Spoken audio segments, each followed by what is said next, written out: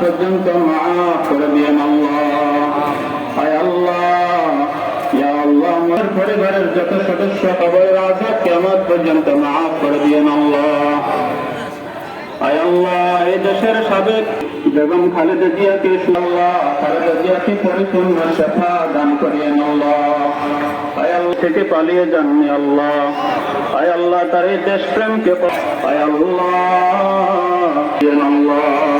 পরিপূর্ণ শিফা দান।